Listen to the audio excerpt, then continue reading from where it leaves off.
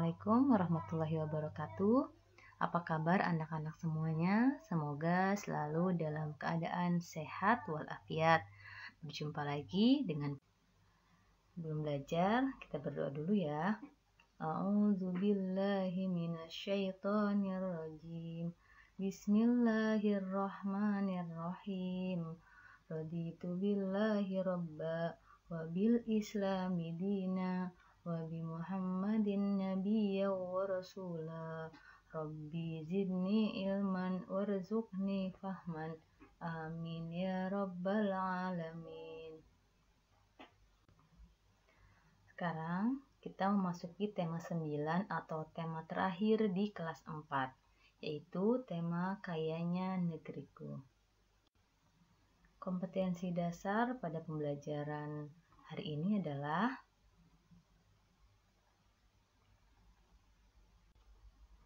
sedangkan tujuan pembelajarannya yaitu yang pertama, siswa dapat menjelaskan pemanfaatan sumber daya alam secara bijaksana. Yang kedua, siswa dapat menyanyikan lagu sesuai dengan tempo dan tangga nada dengan benar. Mudah-mudahan tujuan pembelajaran pada hari ini dapat kalian kuasai ya. Amin ya rabbal alamin. Nah, kita masuk ke materi sumber daya alam, yaitu pengelompokan sumber daya alam. Sumber daya alam ada yang dapat dipengaruhi, dapat diperbarui. Apa sih sumber yang dapat diperbarui? Adalah sumber daya alam yang jumlahnya tidak terbatas dan dapat dimanfaatkan terus-menerus. Misalnya air, angin, tumbuhan, hewan, dan sinar matahari. Ini adalah SDA yang dapat diperbaharui dan dapat digunakan terus-menerus. Namun tetap penggunaannya juga harus secara bijaksana. Kemudian yang kedua yaitu sumber daya alam yang tidak dapat diperbarui, yaitu sumber daya alam yang jumlahnya terbatas dan akan habis jika digunakan terus-menerus, misalnya bahan tambang. Walaupun akan ada lagi, tapi dalam kurun waktu yang sangat lama. Nah, inilah pengelompokan sumber daya alam, yaitu yang dapat diperbarui dan tidak dapat diperbaharui. Mudah-mudahan Anda dapat memahami ya.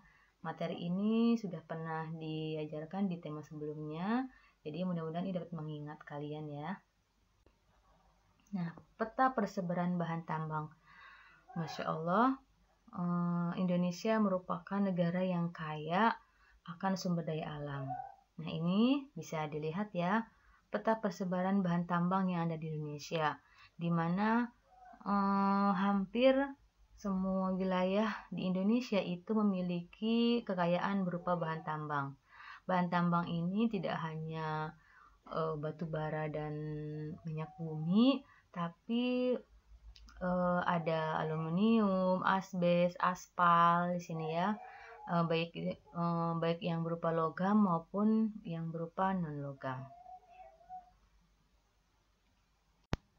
Selain memiliki bahan tambang, Indonesia juga memiliki hasil bumi yang sangat beragam.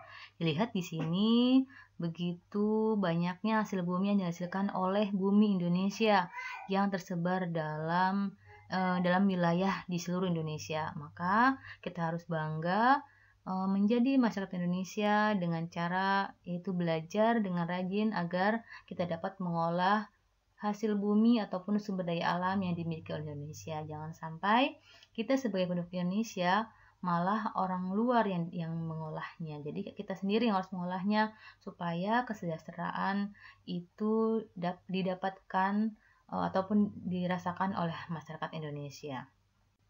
Yang berikutnya yaitu persebaran industri di Indonesia. Nah, industri ini terjadi karena ada sumber daya alam yang dimiliki.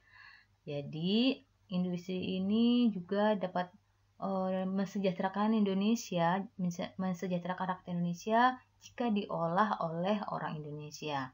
Di sini bisa dilihat ya persebaran industrinya, yaitu ada farmasi, ada gula pasir, ada pupuk, semen. Ini merupakan industri yang bahan dasarnya itu adalah hasil bumi. Jadi bagaimana cara kita mengolahnya dengan baik agar ini bermanfaat bagi seluruh rakyat Indonesia. Ini adalah contoh sumber daya alam yang ada di bumi dan cara pemanfaatan serta akibat jika sumber daya alam itu diambil secara tidak bijaksana. Contohnya di sini, sumber daya alam yang dapat diperbarui, contohnya adalah tumbuhan. Tumbuhan itu jika dimanfaatkan terus-menerus tanpa adanya atau tanpa memperhatikan lingkungan, maka akan terjadi kerusakan juga ya. Di sini contohnya lihat tanahnya menjadi retak-retak. Kenapa bisa seperti ini? Ini karena tumbuhan itu mengikat air. Ketika hujan turun, maka akar-akar dalam tumbuhan itu akan mengikat air yang ketika musim kemarau tiba akan dimanfaatkan ataupun air itu akan tetap ada. Tapi jika tumbuhannya terus-menerus ditebang, maka tidak ada cadangan air yang disimpan dalam tanah sehingga mengakibatkan tanah menjadi rusak. Kemudian lebih buruk lagi yaitu terjadi banjir dan terjadinya longsor. Kemudian dalam tumbuhan itu sendiri mengeluarkan oksigen dan menyerap karbon dioksida ataupun menyerap racun-racun yang ada di lingkungan, sehingga ketika pohon itu semakin berkurang maka akan terjadi cuaca yang sangat panas dan polusi udara. Tuh ya. Bisa dilihat lagi panahnya. Di sini ada sumber daya alam yang dapat berbaharui lagi yaitu berupa hewan ya, selain tumbuhan juga hewan. Ini bisa kalian perhatikan ya. Pemanfaatan sumber daya alam.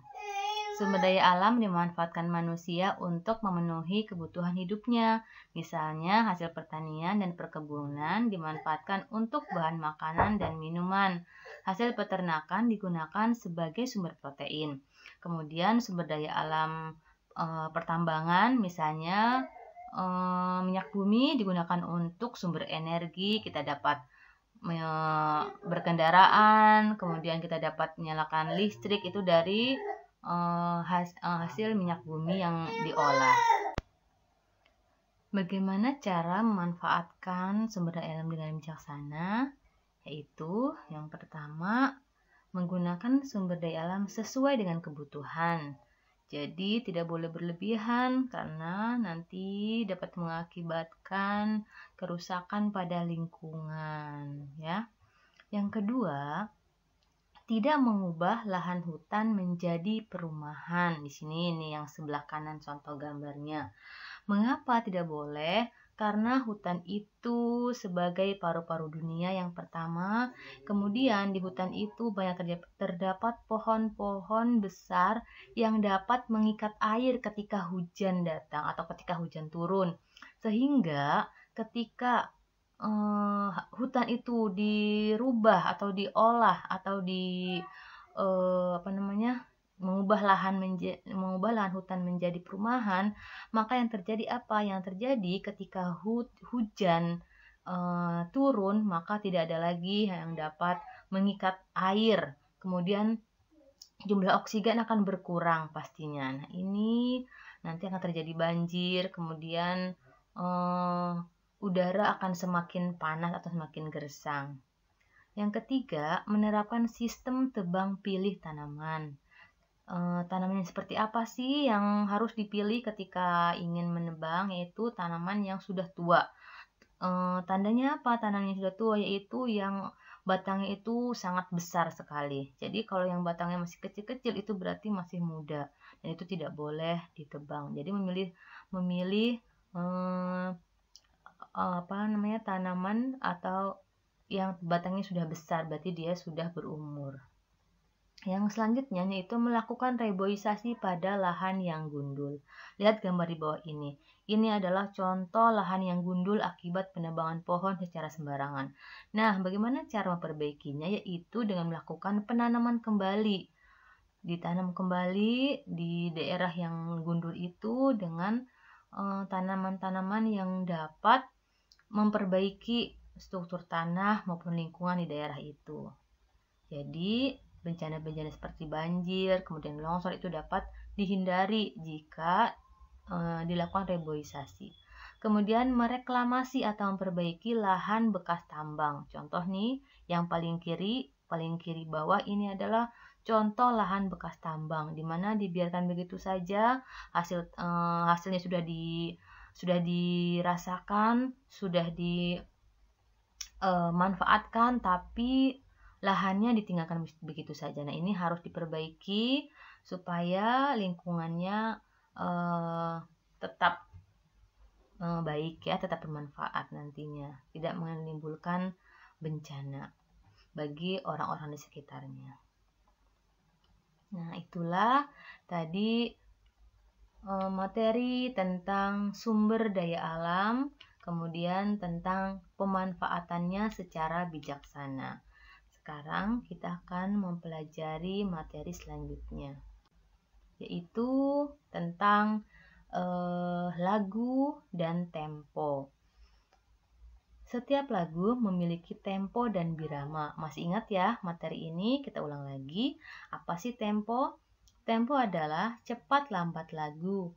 Lagu wajib seperti lagu perjuangan biasanya memiliki tempo sedang dan cepat. Ekspresi wajah ketika menyanyikan lagu tersebut harus tegas dan semangat ya. Jadi ekspresi wajah itu harus disesuaikan dengan tema lagunya. Kalau tema lagunya itu perjuangan, maka harus tegas dan semangat. Sedangkan kalau tema lagunya itu berupa lagu anak-anak gitu ya, maka harus riang gembira dan lain sebagainya. Sedangkan birama adalah ketukan pada lagu.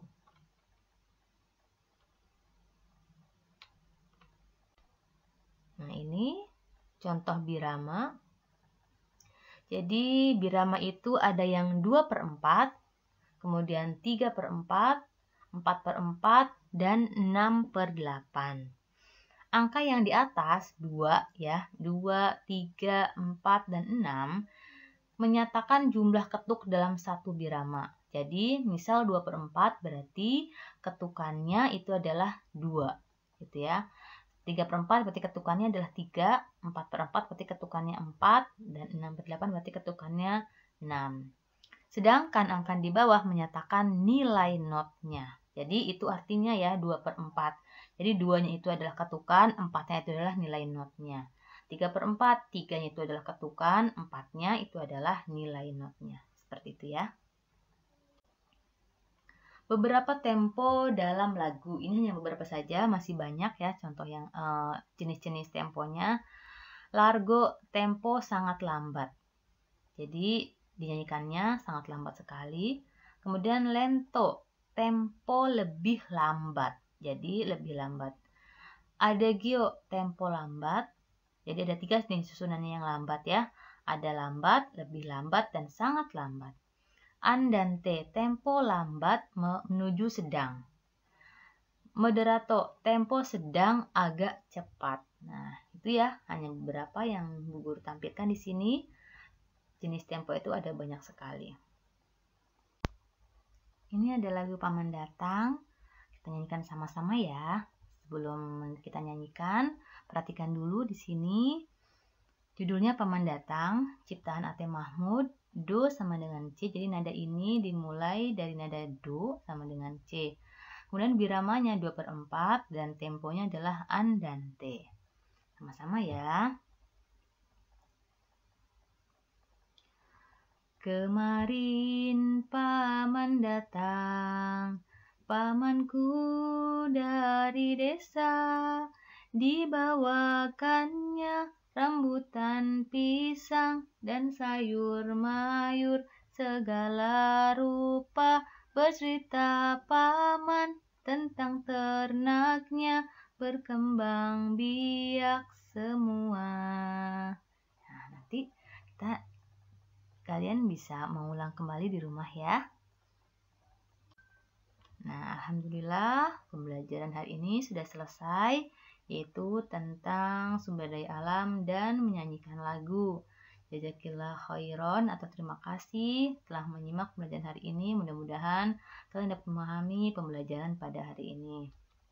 Jangan lupa tetap patuhi protokol kesehatan, yaitu dengan selalu berdoa kepada Allah, meminta perlindungan supaya kita tetap sehat, supaya dilindungi dari segala mara bahaya, kemudian menjaga jarak jika kita berada di banyak orang, mencuci tangan, dan memakai masker. Demikian, Assalamualaikum warahmatullahi